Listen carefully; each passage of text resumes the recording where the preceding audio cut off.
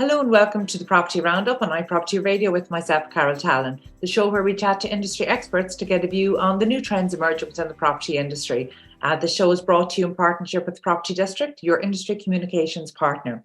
Today, I'm delighted to be joined by John Hannigan, CEO of Circle VHA, to talk about social housing and maybe what's happening at the moment and look beyond the headlines, which can be very confusing. John, you're very welcome. Thank you for joining us today. Hi, Carol. Great to be here. Delighted to be on the show. John, as I mentioned, when it comes to social housing delivery, and in fact all housing delivery, it can be difficult to look beyond the headlines. So you might just talk to us about, within Circle VHA, how you see the state of social housing delivery in 2023. Yeah, thanks, Carol. I agree with you. Even in the last weekend, we've seen three major announcements in respect of housing policy. And I think that's one of the difficulties that we're facing, is that we have multiple housing policy announcements on a daily basis.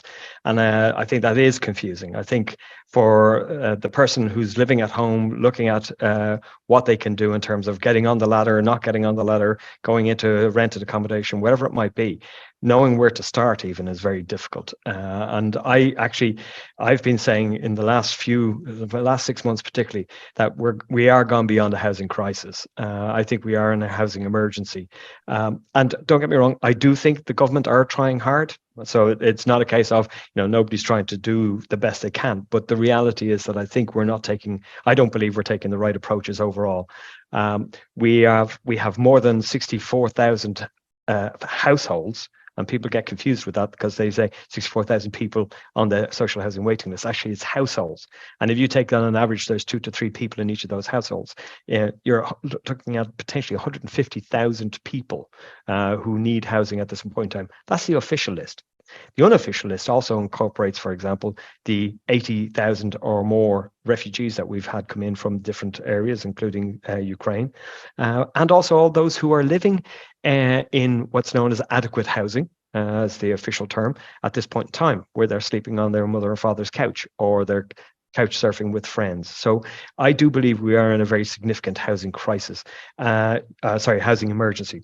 I think if you look back over the last few weeks, just in the last few weeks, you'll see that the number of homes that are available to rent down to single figures in certain areas, which is unsustainable in terms of a housing economy.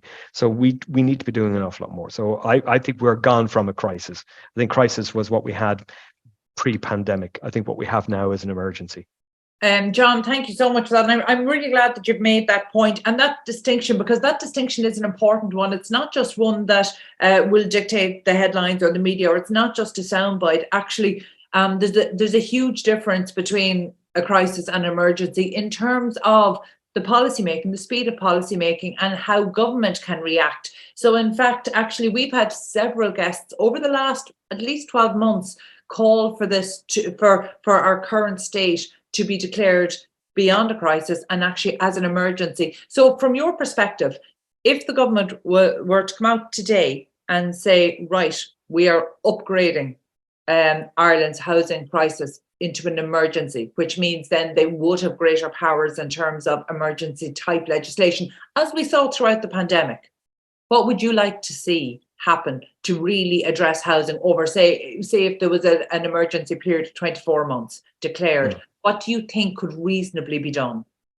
Okay, so I think one of the first things, and it's easy, and it can be done now, even in a crisis process, but it's not being done. The really easy one is, first of all, you get an all-party group together that is focused wholly on it. I am very sure that the current government are doing all that is within their power and their thinking to actually deliver what they can at this point in time. Okay, so I don't think there's anybody shirking their responsibilities at this point in time. I don't think there's anybody not trying their best to deal with what's happening. But no single ideology is going to actually make this work.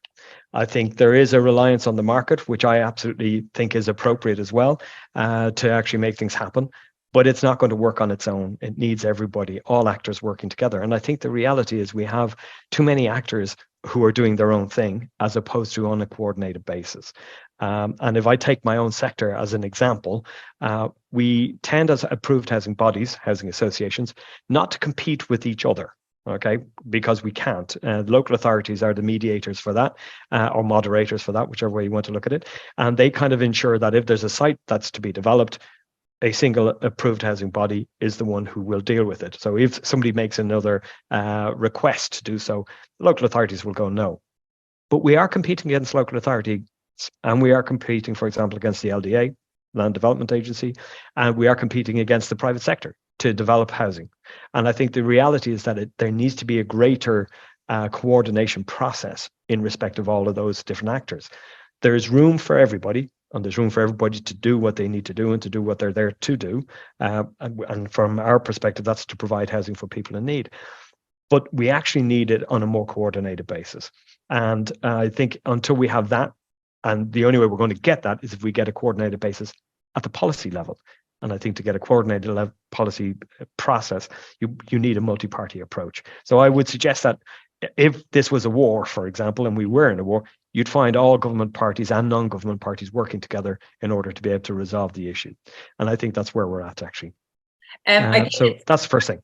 Okay, but John, just before you move forward, I mean, you're talking about, I accept what you're saying, that the government are doing all within their power and within their thinking to tackle housing. There is not a huge amount of diversity in our current government and opposition. I would absolutely agree. That's challenging the thinking that they just don't have the full scale of ability to think about beyond their current ideology around housing delivery. And I think, I mean, again, great respect for all politicians. I think the job they do is fantastic. It's not a job I would put myself forward for. So I have huge respect for what they do. But I think the reality is that when you belong to a particular party, you belong to a particular ideology, an approach. For example, two of the current parties in power, very much market-led, very much market-driven, want the market to be the key deliverers and providers, albeit they are resourcing and funding. So, don't get me wrong, resourcing and funding other players within this process. But the talk is about we must have more home ownership. We must allow greater home ownership. We must encourage greater home ownership. I don't know why. We have one of the highest levels of home ownership within Europe and within the world, actually. But it is falling. So from where we were decades ago, actually, we have disproportionately less. Absolutely. Well, we've seen a greater fall than but actually it still needs to fall further. I think that's the point. And what we're seeing is we have a very small private rented sector, and no economy that's thriving around the world actually has as small a private rented housing sector as we have at this point in time. And I don't believe that we should have a huge social housing sector, which is one of the ideologies from one of the other sectors where social and affordable housing should be provided only by the public, by the state.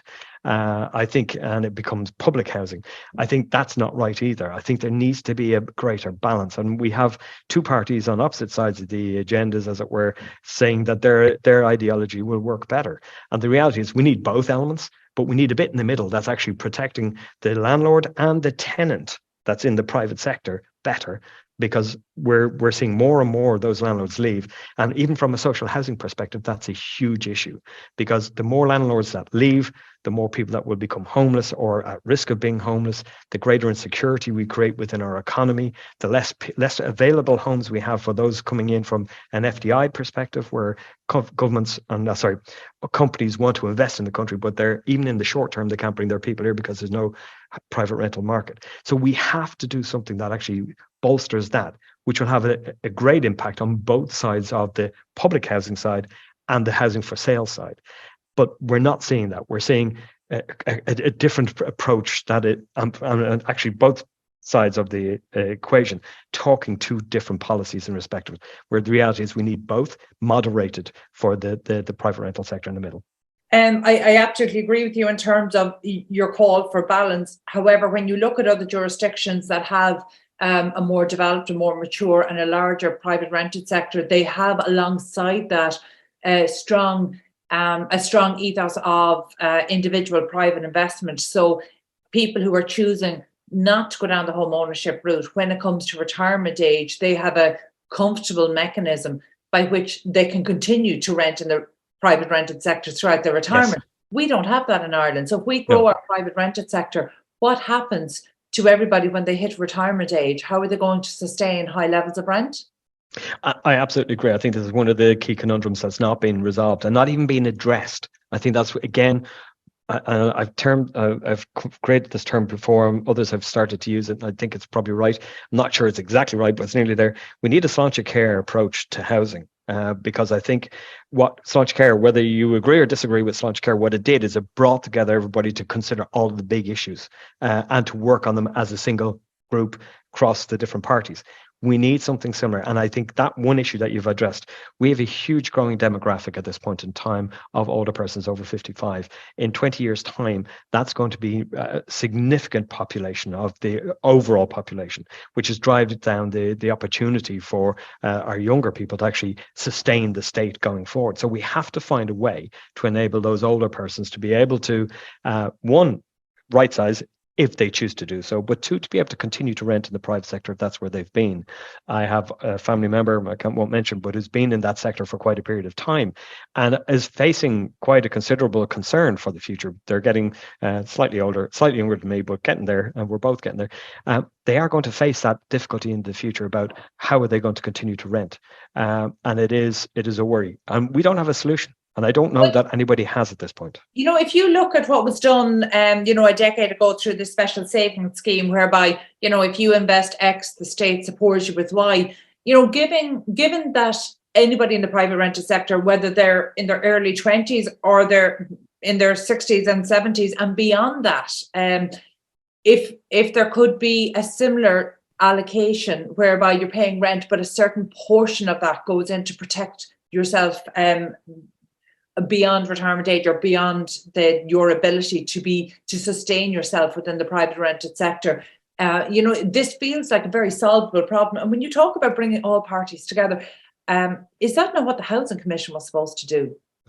I think, first of all, we haven't heard from the Housing Commission on everything that they've been asked to do yet. Okay, so let's give them a bit of time, because yes, there is an element of their thinking or an element of the work that is to do around the thinking of this issue, but we haven't heard from them in respect of it yet. I'm not sure that the Housing Commission is that. While it has brought together a whole range of politicians, councillors, people from the sector, different areas, different expertise, I still don't know that is exactly what it is. And its remit was to look 10 years out as well. So that's, we have an issue that we need to resolve today. And we have an issue that we need. Now, in fairness, I've said this on a regular basis as well, housing can't be resolved overnight, and housing won't be resolved in a period of 2 years. And I think part of it is that we have this sense of we must do more now in order to make things happen. Well, there are certain things we can do now that will help to stabilize, but not actually do what it needs to do, which is house everybody over time, or create the opportunity for housing over time. I think some things we need to do now are things like stabilize the security for current renters. I think that is something we could do today or tomorrow. We could pass legislation very quickly for that. We could do something in respect of keeping the landlords that are in the private sector in the sector today. That's utilizing either tax breaks in a particular way or utilizing some other methodology that allows them to invest in a way that gives them that level of security too. And we haven't addressed those issues. Now, there are two issues we can do immediately. We're already spending $4 billion a year on social and affordable housing. And there's been talks about increases in that over the last weekend in terms of what goes to developers to develop more affordable housing. So actually money is not our problem in this state at this point in time. We've got 10 billion surplus next year, 12 billion the year after, 16 the year after that. So money is not our problem. There's a wall of money that could be invested in different ways. Our problem is that we're not targeting it at the places it needs to be as effectively as we could do. John, it seems bizarre to me that somebody coming from the approved housing body sector is talking about the need for tax incentives to stimulate supply and to keep the current stock of landlords that we have in the market. Now, don't get me wrong, obviously the industry has been calling for this. And to me, it comes down to a real lack of political bravery, to be honest with your voters and say, actually, the only way to address so many of our housing challenges is new supply. And the only way to get new supply is to make it attractive for people to be able to either come in or stay in or develop. And I genuinely think that conversation has started to shift in the last 12 months, but that's 5-6 years too late. And I attribute that to a lack of political bravery, notwithstanding what you've said there, that, I fully accept that politicians have a difficult job, but I do believe there's been a real lack of bravery to say in public what they are saying in private. And what they're saying in private is that they know the need, like the Help to Buy, while positioned as a buyer's relief, was absolutely a supply side initiative. And if only they'd been brave enough a couple of years ago when that initiative was coming out to say, this is how we tackle supply. And to me, that's been a huge failing, and I don't see that changing. Well, first of all, I agree with you. I don't see it changing in the short term. And I also agree with you. I think there's a degree of a lack of bravery, I think it's the way you phrased it, in some of the political decisions that are being made. But I think what people are missing, and what's not being explained to the public, and I think they deserve to understand it, is that actually, if you provide these opportunities for the supply side to be improved, you actually provide the opportunity for more social housing. You provide the opportunity for more first-time buyers. You provide the opportunity for more private rented. It's not that, yes, somebody has to benefit out of this, and likely that the developers will actually make some profit. I think there's a misnomer at the moment that developers are making huge gains at this point in time. At this point in time, I don't think they are, because of the way costs have gone, the way interest rates have gone. They are making money, don't get me wrong, but it's not the obscene levels that used to be there back in the late 90s or early 2000s, in the Celtic Tiger times. It is much tighter. But I still think there's room, and this is where I say you bring everybody together, because I still think there's room to do things that help the delivery. So, for example, and it's, this goes back to the 1970s. Now, thankfully, I'm not old enough to remember, but I've read the report several times when the Kenny report came out and said, control land prices. And we're now talking about doing that in different ways. We're not saying it's exactly that, but we're saying, tax on vacant properties, tax on vacant land, tax on zoned land that's unused. That's all controlling land prices. And that's a good thing and should continue. But also, there's also nonsensical elements. So, for example, we heard over the weekend that they're now talking about I think it's suspending is the word that they use, the development levies. I think that's absolutely right. If we're to, the level of bureaucracy that goes into and cost that goes into just getting to site is very significant. And there's no benefit because you can't be guaranteed you're getting to site. So there's a whole range of things that can be done in respect to that. For example, VAT on social housing is a misnomer. On affordable housing, it's a misnomer. Why have we got it? Because it's a cash flow that goes around the circle of government. So we pay the developer has to pay to the state pays it back to us because we then invest it in more housing. It shouldn't happen. If you take it out, you immediately reduce the cost and you reduce the rent that's being charged on the affordable housing. So there's an immediate benefits that could be there, but it's seen as giving developers a benefit. And the reality is it's not. It's creating additional supply, which if it wasn't there, you don't get the housing that you need. So I agree with you. I think there's some element of bravery that's required, but also just common sense. Bring together some of that thinking that is out there with others. I can't remember which of the scientists it was that said that if you keep doing the same thing over and over again, expecting a different answer, you're insane. And I think we're at that point, really. We need something that's radically different, and we're not there. The emergency powers bit, I actually do think should be implemented, particularly around planning. And just as an example for Circle, we have a scheme that's in judicial review, has been for 2 years. For 150 apartments that would bring 150 families relief, people who would be living locally. 50% of them would be for social and 50% of them would be affordable housing. So we're bringing that relief to an economy in a particular area that actually needs more people in it to be able to thrive. And that's not happening because of judicial review. I have my own views in respect of it. I'm sure that if I express them, I might be sued, so I better not do that.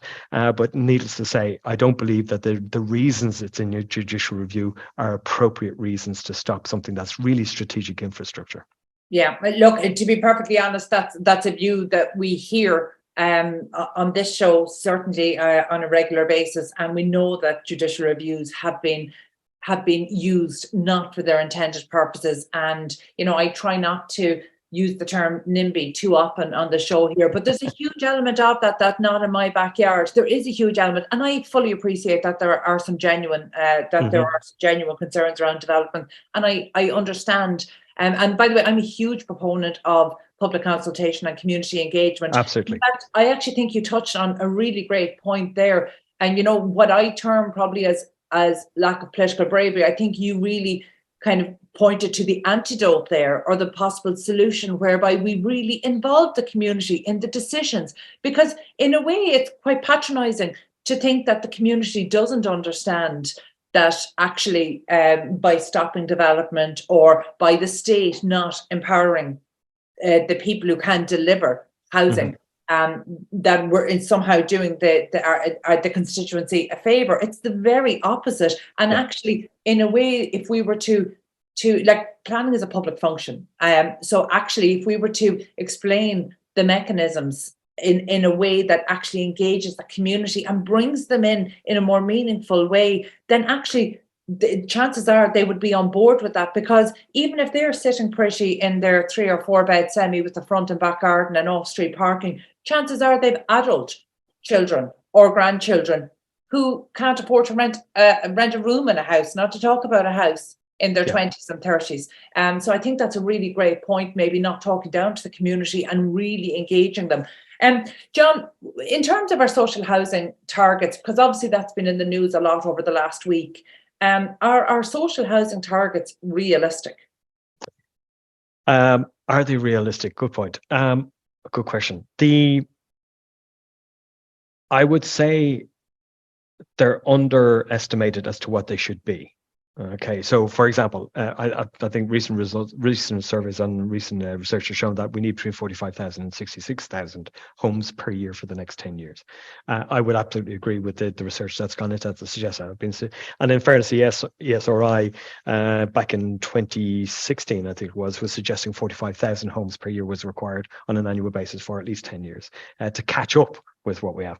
And don't forget, those figures are really looking at what the current demographic is suggesting. It didn't factor in the 80,000 or 160,000, as it might end up being, refugees that we're bringing in from other countries that actually we should be supporting. So I think we are underestimating at this point in time the level of social and affordable housing that's required. The bit we're not projecting, and the bit that we should be projecting, is what do we need in the private rented sector. We're not actually talking about it. We're talking about the fact that people are leaving, but I don't hear somebody saying, or anybody saying, what that should look like in terms of what the investment in it should look like, because I think that's a really important part for the future as well, as I keep saying. So are they realistic? No, I think they're too low. Can we deliver them? I don't believe we can do. I don't believe we can deliver the current targets to the extent that we need to. And I know the government have come out and said that they're looking at potentially 33,000 homes per year as being the target. It's not a lack of money, by the way, or a lack of will. It's a lack of resource to actually deliver it. So the people who are actually building brick and brick, or who are using the modern methods of construction in terms of the modular construction, are not available or don't have the capacity. We don't have the people. We know when Housing for All was written that we had 24,000 people short in terms of what we needed within our housing sector to deliver. And it also suggested that we needed a further 80,000 people in order to be able to deliver the extended targets beyond the 2026. So we haven't got the demographic in the country to help us deliver them. And we need to be doing more to make sure we bring them. Now, it's a catch-22 situation. Bring more people, we need more housing. We need more housing to house those people who are going to come. So it is a very difficult one to get right. Again, I believe there's a huge focus on trying to deliver that. But I actually think Housing for All is a really good plan in terms of an overall strategic plan. Like most things and like most plans, the devil's in the detail, and like all good plans, I think it was Mike Tyson, unfortunately, who said it, that as soon as you get hit in the face in the first punch, your plan changes. And I think that's where we're at, where we've had the punch in the face with the pandemic. We've had the punch in the face with the changing in interest rates, with the high levels of inflation. We need to keep modifying. I actually think we need stability in the policy. So all of these little additional announcements that are being made, great, but confusing, but stick to the plan if we believe the plan is the right plan for the long term. I think it is. I think the figures overall probably need to be moved, But to do that, we need to bring the additional resources into the country to help deliver that. I think that's a great point you're making about not so much the construction industry's capacity, because we know that that's ramping up, and in fact they've been frustrated and hamstrung by policy and an unprecedentedly difficult confluence of circumstances, from Brexit to the pandemic to the war in Ukraine. So actually there's been some, I suppose, some factors that were really unprecedented coming together. But through MMC Ireland, we're seeing this huge scaling up and ramping up of capacity in Ireland. That the government, to be fair, is acknowledging and trying to resource. But you're right. We actually need, in order to scale up construction, we need people to do it. And in fact, just this morning, I was reading that a survey released showed that 70% of businesses in Galway are actually reducing their hiring due to accommodation shortages. Now, that's not construction specific, that's all businesses. But 70% of businesses not hiring to the level they were going to hire, not because of business coming in the door or income, but not having places for those people, for those workers to live. That's a huge problem. And I find it so frustrating when you talk about this wall of money. And I think for anybody listening in, that's what they will find the most frustrating, that there is the money there to solve this problem and it's still not being solved. But you're right, the stability is such an important factor. And before we finish up today, and I'm conscious of your time, thank you so much for being so generous with your time. And one of the other, because we talked a little bit about, we can call it political ideology, but it comes down to even simpler terms, and that is, perfect is the enemy of done. And in this, we've seen a lot of criticism in the media around long-term leasing, which, by the way, when you break down the figures, I can understand. However, again, perfect is the enemy of done. So how important is long-term leasing for the moment? Can I say to you, I think it's absolutely vital. I think of all the decisions that were taken in housing fraud, that was the one that was the incorrect one. And I've been very public in saying this. My view is that, and evidence has shown that on the day that it was announced, effectively we lost nearly 4,000 properties that could have been delivered over a 2-year basis because of the insecurity or the uncertainty that was built into a process. Now, I actually believe that the government are right to say we need a different agreement. We need a different process, but actually, long-term leasing is has always been in Ireland, and particularly in the bigger cities, Dublin, Cork, Galway, the biggest delivery of homes to people. And I think to have said we're not doing long-term leasing because of vulture funds was the wrong approach. I think they're right to say we want to moderate how investment funds are utilised and what the benefit to the state is longer term in respect to those. So I think it is right to say we need a different deal at the end, or we need a different deal during the process. And in fairness, the targeted leasing initiative was kind of aimed at that. I think it needed a bit of rethink in terms of what it was asking for, but I think there's an opportunity. So for me, I would absolutely advocate for long-term leasing. I think it is an ideal way of ensuring stability, growth, but also certainty for the sector in terms of it takes 2 years to 3 years to build an apartment block. If you're building, as we should be doing, in the right kinds of densities, it takes that period of time. If you haven't got certainty over how that's going to be delivered, if you've got uncertainty how that's going to be funded over the long term, it isn't going to get built. So you immediately take away that opportunity. So for me, I would be advocating very strongly, both from a social, affordable and private sector perspective, that long-term leasing should be available within the country on a greater scale. And John, how many homes does Circle VHA currently have under management? We own and manage more than 2,750 homes, and our pipeline for delivery for the next 3 years is nearly 3,000 homes. And how many people does that equate to? Do you know? In terms of who we currently, it's nearly 10,000 people in current accommodation, and obviously for the future it'll be nearly 4 times that.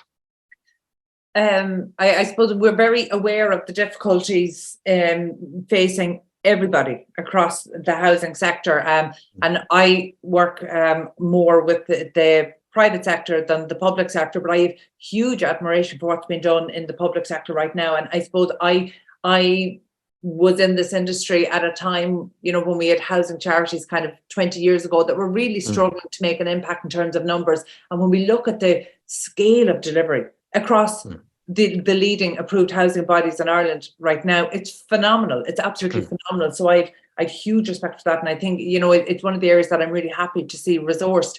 But I'm not naive as to the challenges and how difficult that must be on a daily basis. So I suppose for you as the CEO of Circle VHA, what constitutes a good day in work for you?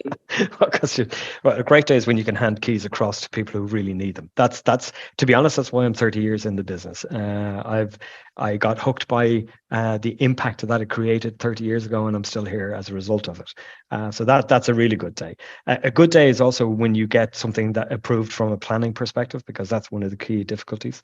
We're very fortunate in Circle, as are most of our colleagues in the sector, that we have really good funders in terms of the Housing Finance Agency, AIB, Bank of Ireland, others that we work with, and who actually are have invested in really understanding what the sector needs and how it works. I have to also say that one of our key partners is our local authorities, and the local authorities that we work with. We work in 21 different local authorities. If you take some of the bigger associations, they work across every town and every village. And without the local authorities, we wouldn't do what we do. We couldn't do what we do. So we're very appreciative of the work that we do with them. And I find that both the elected officers, but also the executives that work within those, probably don't get as much recognition as they should do because of the difficulties that they're dealing with on a day-to-day basis. So I would like to acknowledge them. But so for a good day, good day is being able to say we can deliver more housing. And we've got, let's say, 3,000 in our pipeline for the next 3 years. We'd like it to be 6,000. We believe we know we have the capacity to deliver that. It's finding those homes, it's getting them to a point where they can be built is the issue. Very good. John, thank you so much for being so generous with your time today. That was John Hannigan, CEO of Circle VHA, and that's all we have time for today. Thanks, again, John, thank you for sharing your expertise and giving us that insight kind of into the third sector. So my thanks today to producer Carol Tallon and to the production team at Hear Me Roar Media. If you enjoyed this episode, please be sure to subscribe to the podcast and check out other real estate and construction shows on iPropertyRadio. Huge thanks to our show sponsor, Property District, your industry communications partner, for making these conversations possible. And thank you for tuning in. We'll catch you at the next episode of Property Roundup on iPropertyRadio.